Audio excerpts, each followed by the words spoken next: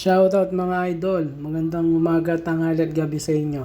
Tara ating panoorin itong bagong video ng ating idol na si Congressman Busita about sa revoke license. Bago yan, pa-intro po muna. Eto na.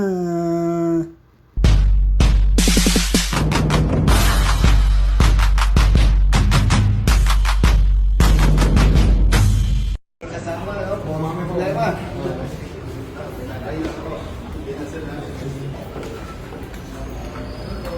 Brother, kami kay sa agent director, ha?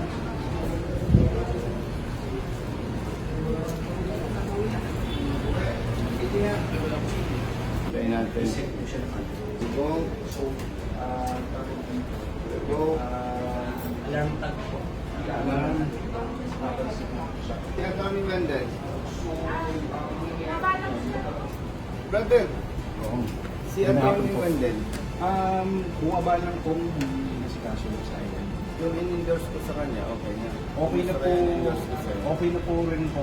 Send up po yung asset yun. Tapos, binaba na po namin sa task force implementation.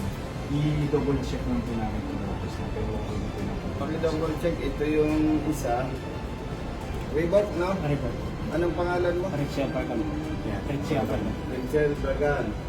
Ito yung may asawang nagdudusa na. No? Hindi ka na siguro iiyak. Anong pangalan mo? Jimmy Cobregal. Jimmy. Iiyak Opo, ito daw. yes, opo, naalala ko po sila. Nasaan yun? Nandun na po yan. Approve na po yung ano nila, yung resolution sa inyo ng asset. Binaba na po namin sa task force. Sa releasing. Apo. Oo. Good as okay, Okay ka na na yan, eh. okay na yan. Okay ka na eh. Ikaw may alarma. Brake light. Ito yung ano. Na-revoke din ano. Partner, ito yung kapareho ng mga nauna kong inilapit sa inyo ni Executive Director tsaka ni ASEC. Ito yung napatawa ng demerits dahil doon sa IRR na Republic Act 10930. Nag-usap naman na tayo with the Executive Director. Malinaw natin na pag-usapan yan na kayo implementing agency. Pero base doon sa batas, malinaw sa ating lahat na yung implementing rules and regulations questionable. Ito, endorse ko sa'yo, katulad nung nauna. Yung, hawakan mo.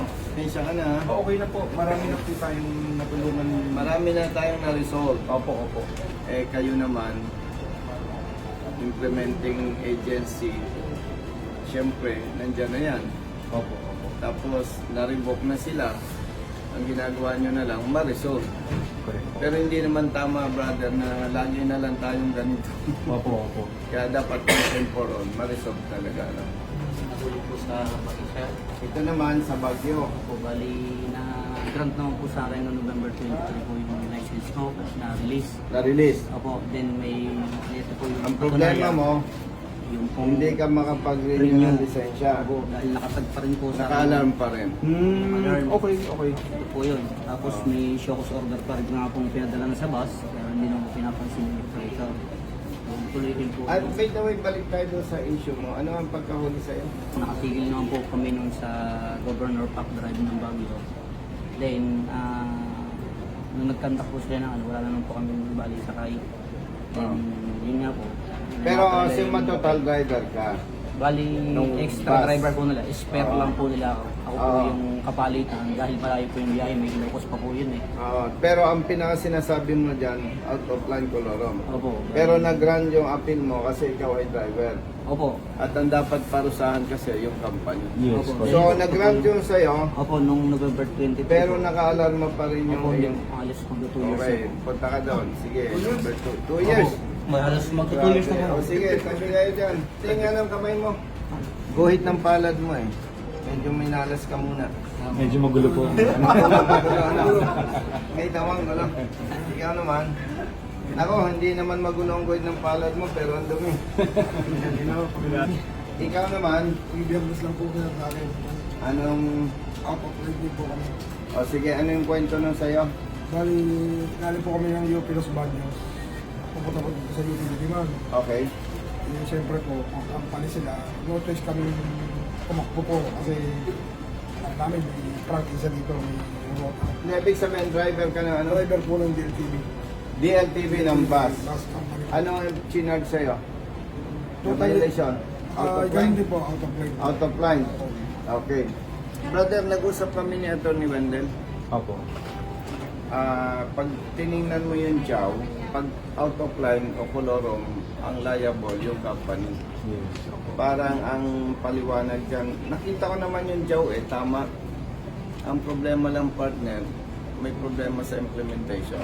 Halimbawa, halimbawa driver siya ng jeep o ng bus. Itong instruction ng company, dito ka pumunta.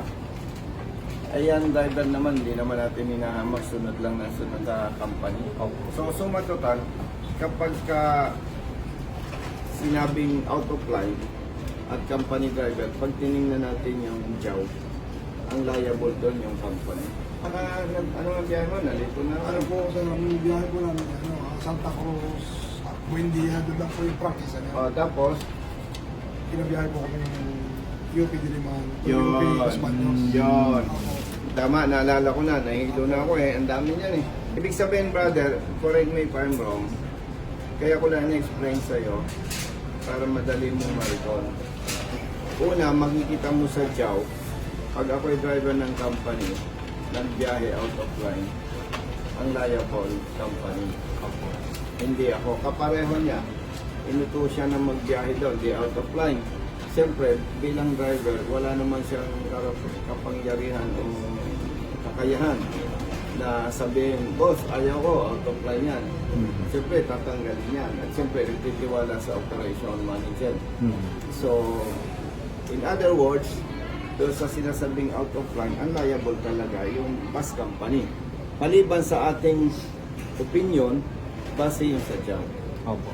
Okay. Pasensya ka na, tatlo yung i-endorse ko sa'yo. Opo.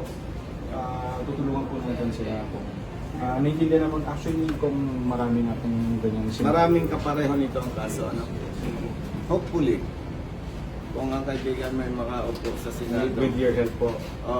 maupuan natin, kasi dapat nagtatrabaho ka sa ibang bagay na Pero medyo, hakot ako ng hakot sa'yo, no? Para akong ahente. Ano? Kaya sa sitwasyon na ito, pati ikaw masyadong inaabala. Dapat ang attention mo sa iba na lang Pero yan, tatlo na naman yan. Itong dalawa, pupuntahan ko sa releasing. Opo. Okay, iiwanan ko itong tatlo. Samahan ko yung dalawa sa releasing. Si Reg na lang po. Hanapin na lang po si Reg. Pero tinawag na lang po namin. Okay, salamat. Ayan yung kanta mo sa Okay ha? Nasa mabuting kamay na kayo ha? In-explain ko lang initially para may idea na siya. No? Oo. Para malinaw na bakit sinamahan ko ngayon. At marami na akong nailapit kay Atty. Lance. Atty. Wendell, ang Executive Director. Pagdating naman kay LTO Chief, Asek Ligor Mendoza, dahil alam na nila yan, at talagang, kumbaga sa simpleng salita, biktima kayo ng sistema. Sila naman, hindi nila panahon nung ginawa yung problema na yan. Sila na lang yung nagre-resolve. No, kaya ako pinapaliwanag sa inyo, baka sasabihin ninyo, grabe naman yung LTO, puro kapalpakan. Si Asik Ligor Mendoza, yung DOTR Secretary naman ngayon, lalo pa yan, bago lang. Tapos sina Atty. Lance, Executive Director OWA, at kababanggit ko lang si Atty. Wendell. No? Binabanggit ko, brother, may dala na naman akong problema sa inyo. Trabaho na naman. Hindi, because in-explain ko, baka sabihin ng mga kababayan natin, palpak ang LTO. Samantalang wala pa si Secretary Bautista, si Asik Ligor Mendoza, Executive Director PUA, Atty. Wendell Tinglasan, at Atty. Lance, wala pa sila sa LTO, problema na yan. Nandito sila ang nagre-resolve ng problema. At nagkaroon na kami ng arrangement, nagpasa ko ng House Resolution sa Kongreso. Unfortunately, nag-recess. Kaya ganito muna, na dapat yan, matuldo ka na Request ko sa'yo for action yun sa Davao. Yung Release na din po. punta na namin doon. Nasikaso ko na sa baba. Actually, nung isang linggo ba yan, medyo matagal lang yung lifting ng alarm because revocation siya. Hindi siya susunod. So, kailangan na. Ito revocation din yan, dalawa. Pero okay na rin. Tama ba? Opo. Salamat. Tama sa releasing. Nasama ko kayo kasi under na Ay, andan mo ako. Tama. Okay, let's go. Ako na po. Ako na pong bala sa Kalma sa tatlo, ha? Opo. Ha? Huwag na ninyo kaliligaligin, ha? Salamat po. Kasi planchado na yan. Maraming salamat po. Oo. Masaya ka na. Opo. Sorry na po. Isa for implementation.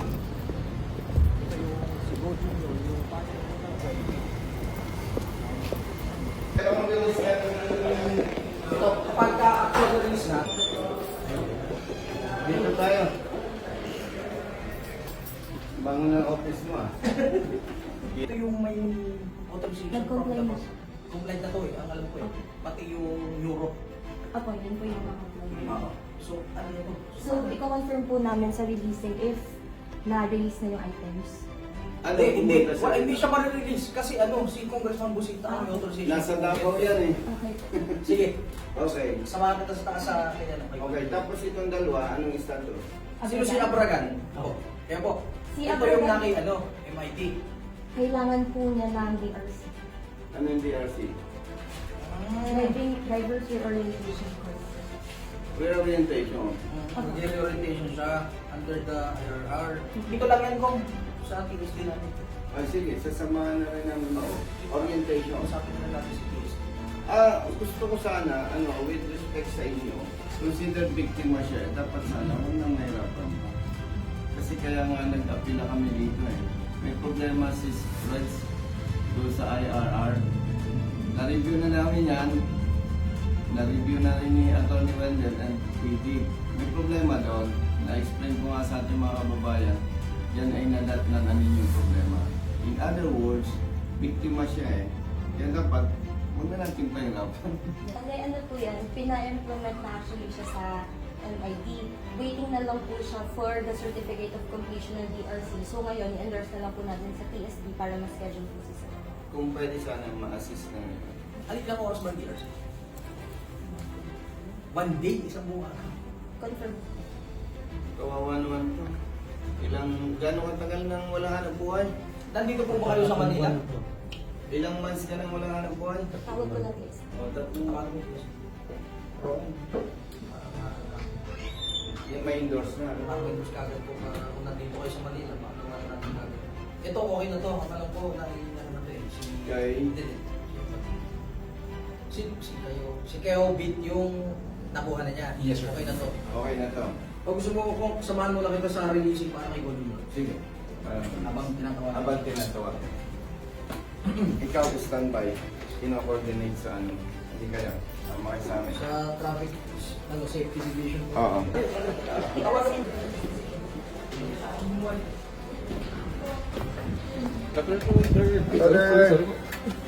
Good afternoon.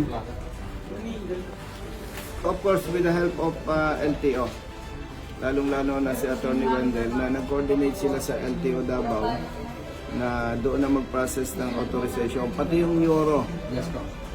Yung certification na yun naman ang i-present niya dito para makuha ko yung lisensya. Sa tulong ni Atty. Wendell at Atty. Lance, yung problema nyo, resolved na. Approved na ni Asik Bigamino sa LTO Chief. Sasama ko kayo sa Traffic Safety Division. Orientation, Abragan. Sasamahin na doon. Ano natin si Kung? Itong isa, Hindi, sasamahan din. Hindi, bukas yan. Pero sasamahan niya para para ma-oriento na doon Oriento. siya pupunta bukas. Okay. Oo. Itong isa, Sige po, ako na rin kung ang bahala dito kay Sige. Africa. Ayusin natin. Tawagan tayo. Tawagan tayo dalawa. so para hindi Si- sayang procedure oras, lang natin. iwanan ko siya. I-assist ko lang ito para kung saan. Salamat ha. Nice. Tawagan tayo. Okay, thank you. Mrs. Samahan mong mister mo, baka mawala.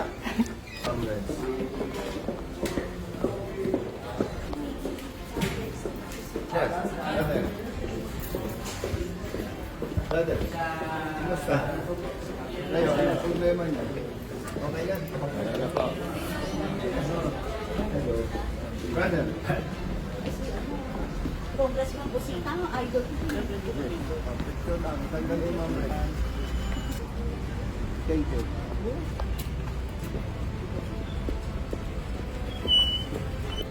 Saan yung TSD, ma'am? I see.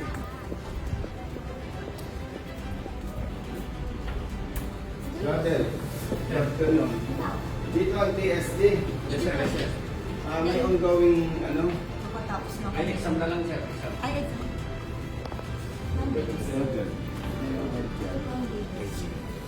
Pasapin ko lang. Ma'am, dito, na-revoke ang lisensya, pero na-i-appeal na namin.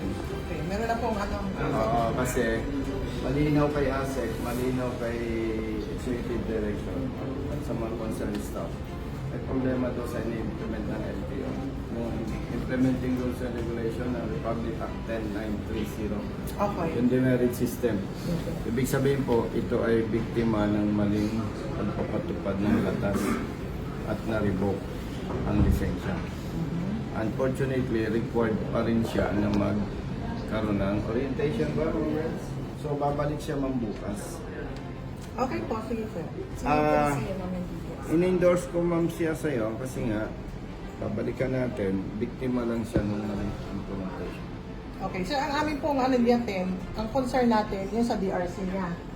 So, yung sa orientation. Orientation. So, doon lang tayo magpo-focus, Yes. yung aming office. Yes. Okay. Okay. And then, Welcome. tomorrow, pwede po niyan daling sa akin ito tomorrow para matandaan ko yun. Siya yung tao. Yes. Ma'am, thank you. Okay, you're welcome, sir. Nice meeting you, sir. Salamat po. Personal. Salamat. Kapit natin ni personal si Congressman. Salamat po. Ma'am, thank you ha. Sige po. Nice meeting Kayo you, na sir. po bahala dito. Salamat po. Ma'am Opo. Reds. Sige po. Brother, thank you.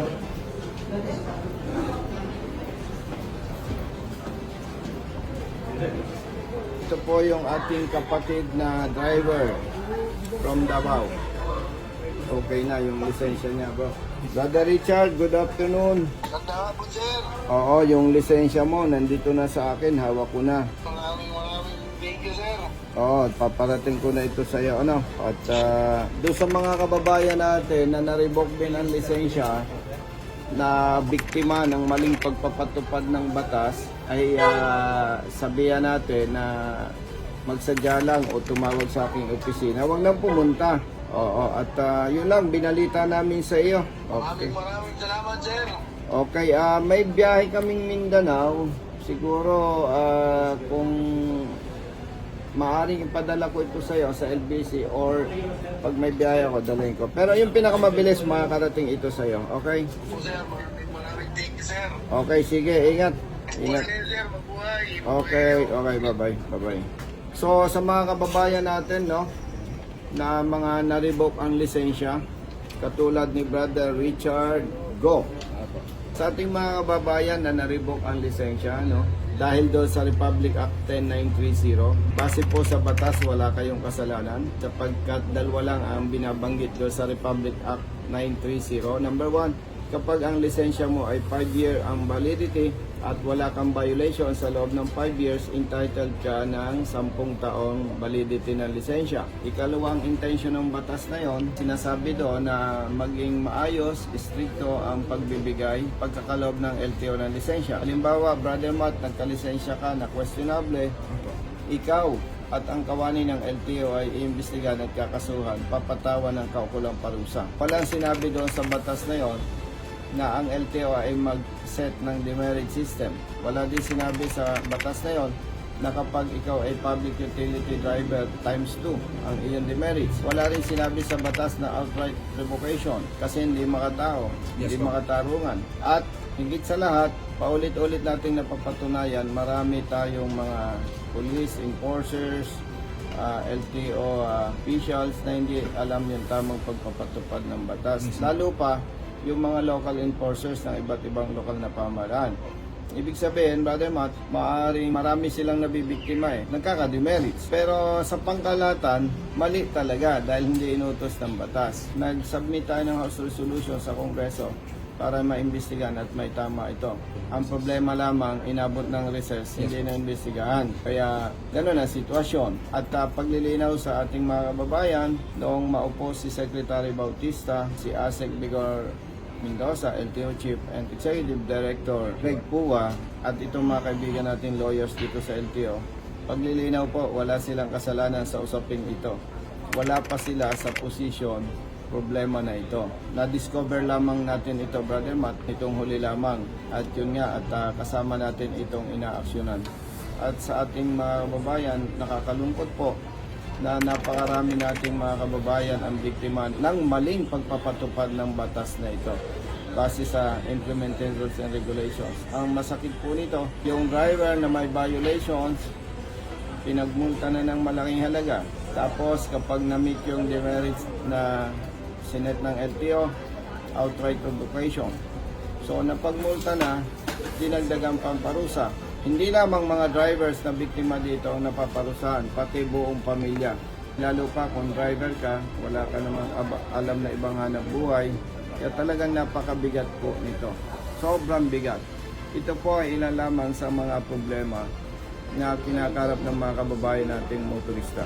Paglilinaw po, ito pong ginagawa nating pagtulong sa mga motorista na nabibiktima ng maling pagpapatupad ng batas. Hindi po ito trabaho ng congressman.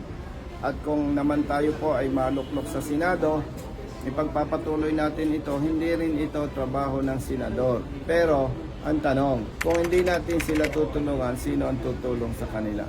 Yun lamang po ang malaking katanungan doon. Ito naman ay kung malalim nating susuriin, Brother Matt, hindi pa rin ito lihis sa ating mandato. Bakit? Usaping batas ito eh. Hindi rin naman tama na gawa ng batas, hindi na nalalaman kung naipapatupad ng tama ang batas. Kaya po, bagamat ito ay hindi trabaho ng congressman o hindi trabaho ng senador, ay ito po ay bibigyan pa rin natin ng pansin sapagkat kawaawa ang ating mga kababayan, Luzon, Visayas at Mindanao. At kami naman po, Colonel Busita, at ang aking mga kasama ay hindi mapapagod para tumulong at maglingkod sa inyo. Ang nakakatuwa nga nito, dito sa aking pagkandidato bilang senador, ay katandian po natin si Colonel Kelvin, number 52 sa balota, at ako po ay number 12 sa balota. Kung magtitiwala po ang ating mga kababayan, iloklok po ninyo kami sa Senado. At kami naman po ay subok na, hindi namin ibinebenta ang aming prinsipyo at paninindigan. Lagi namin higit na pinapahalagaan ang taong bayan. Yan po ay walang kasinungalingan. Gusto ko lang ipaalala sa ating mga kababayan, pasensya po kung mali ako. Taong bayan ang magtutulak ng pagbabago sa kalagayan ng ating bansa sa pamamagitan ng pagpili ng tamang kandidato. Tama na po, magsuri na tayo. Tama na ang lokohan, tama na ang mga kasinungalingan. Magsuri po tayo, maniwala po kayo. Walang ibang magpapabago sa kinabukasan ng ating bayan kundi kayo ng mga butante. At ito naman po ang ipapangako ko sa inyo. Maglilingkod pa rin ako ng tama, walang pinipili at walang kinikilingan. At halimbawa naman po, nabigo kayo sa aking performance, usapang Pilipino, pababain po ninyo ako sa Senado at susunod po ako sa inyo. Marami po tayong nakitang problema na dapat solusyonan. Ang kailangan lamang po, posisyon at dedikasyon. Yun lamang po, at sa mga susunod na mga araw, baka po mapag-usapan natin ano ba yung mga plataforma ni Colonel Kerubin and Colonel Busita. Muli, mabuhay po tayong lahat. So yun guys, may natutunan na naman tayo. So please like, share, and follow my channel for more reacting and commenting videos. So yun lang, and bye bye and peace out.